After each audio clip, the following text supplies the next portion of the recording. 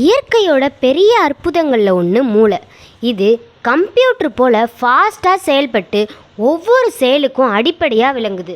மூளையின் செயல்பாடு ஒவ்வொன்றுக்கும் மிக நுண்ணியதாகவும் தெளிவாகவும் இயங்குது. 5 அறிவு கொண்ட விலங்குலேருந்து 6 அறிவு கொண்ட மனுஷ இனமாக நம்மளை நிலைநிறுத்தி வருவதே மூளை தாங்க. 100% மூளை அளவில் மனிதர்கள் 2% முதல் 5% மூளையையும், ஆய்வாளர்கள் 7% மூளையையும், விண்வெளி விஞ்ஞானிகள் 11% மூளையையும் பயன்படுத்துவதா ஆய்வு சொல்லுதுங்க.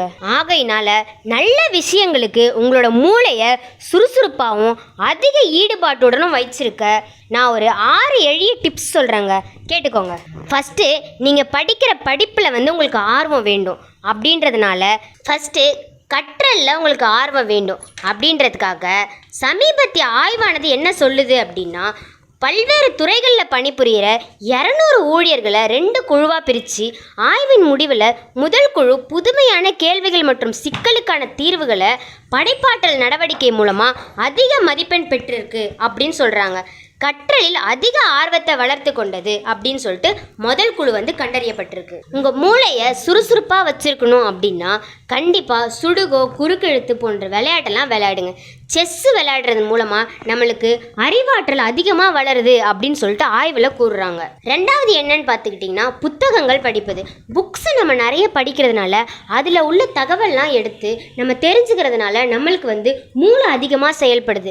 அதனால் அறிவுத்திறனும் மேம்படுது. வாரன் பாஃபெட், பில் கேட்ஸ், மார்க் ஜங்கர்பெர்க் மற்றும் மார்க் கியூபன் ஆகியோர் புத்தக படிப்பில் வெற்றி பெற்றவர்கள். இது குறித்து பப்பெட் கூறும்போது, ஒவ்வொரு நாளும் குறைஞ்சது 500 பக்கமாவது படிங்க.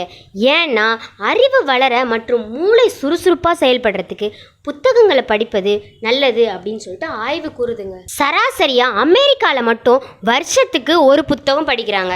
தலைமை நிர்வாக அதிகாரிகளில் மாதத்துக்கு சராசரியாக 5 புத்தகங்களை படிக்கிறாங்க. ஆனால் ஒவ்வொரு நாளும் செய்தித்தாள் அல்லது பல்வேறு புத்தகங்களை படிப்பவர்களுக்கு தான் நீண்ட ஆயுள் அப்படின்னு சொல்லிட்டு ஆய்வு ஒன்று தெரிவிக்குதாங்க. அது மட்டும் இல்லைங்க, நல்லா வாசிக்கிறதுக்கு கவனம் மிக அவசியம் அப்படின்னு சொல்கிறாங்க.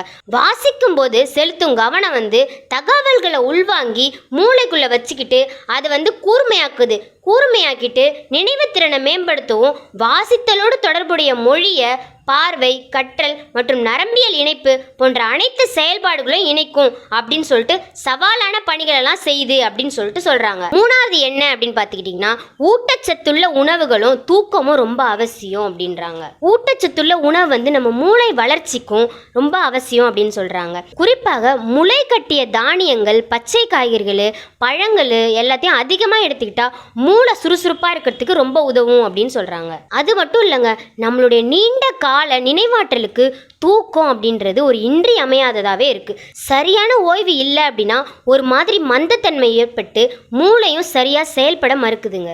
4வது என்ன அப்படின்னு பார்த்துக்கிட்டிங்கன்னா, மூளை புத்துணர்ச்சியாக இருக்கிறதுக்கு கேளுங்க கேட்டுகிட்டே இருங்க. என்ன கேளுங்க கேட்டுகிட்டே இருங்க அப்படின்னு சொல்கிறேன்னு பார்த்துக்கிட்டிங்கன்னா, கடந்த காலத்தில் என்ன நடந்தது, தற்போது என்ன நடந்துட்டு இருக்கு, வருங்காலத்தில் என்ன நடக்குது அப்படின்னு சொல்லிட்டு ஏராளமான புதிய தகவல்களையும் நல்ல விஷயங்களையும் கேட்டுகிட்டே இருங்க அப்படின்னு தாங்க சொல்கிறேன். மூளை சுறுசுறுப்பாக இருக்கணும்னு சொல்கிறீங்க, ஆனால் எந்த நேரமும் பார்த்தாலும் செல்லில் பப்ஜி அந்த மாதிரி கேம்ஸ்லாம் விளையாடுறதுக்கு பதில் குடும்பத்தோடு சேர்ந்து குவிஸ் அந்த விளையாட்டை விளையாடி பழகினாலே மூளை புத்துணர்ச்சியாக இருக்கும்னு சொல்லிட்டு ஆய்வில் சொல்கிறாங்க. 5வது என்ன அப்படின்னு பார்த்துட்டிங்கன்னா, மீண்டும் வகுப்புக்கு செல்லுதல்.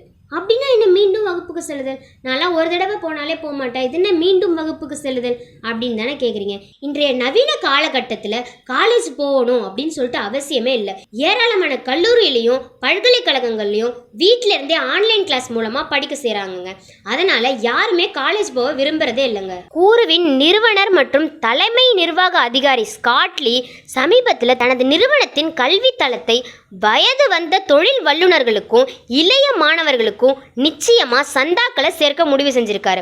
அதுபோல லீ வாழ்நாள் முழுவதும் கற்றல் என்னோட ஆர்வமா தான் இருக்கும், அதை நான் எப்பயுமே விட மாட்டேன், இப்ப இல்லை எப்பயுமே கற்றல் என்னோட ஆர்வமா தான் இருக்கும் அப்படின்னு சொல்லிட்டு தெளிவா சொல்லியிருக்காரு. 6வது என்ன அப்படின்னு பார்த்துட்டீங்கன்னா, புதிய விஷயங்களை கற்றுக்கொள்வது ரொம்ப அவசியங்க. நம்மளோட வாழ்க்கையில புதிய விஷயங்களை கற்றுக்கொள்வதன் மூலம் மூளையோட செயல்திறன் அதிகரிப்பதோடு பல்வேறு ஆராய்ச்சி முடிவுகள் தெரிவிக்குதாங்க.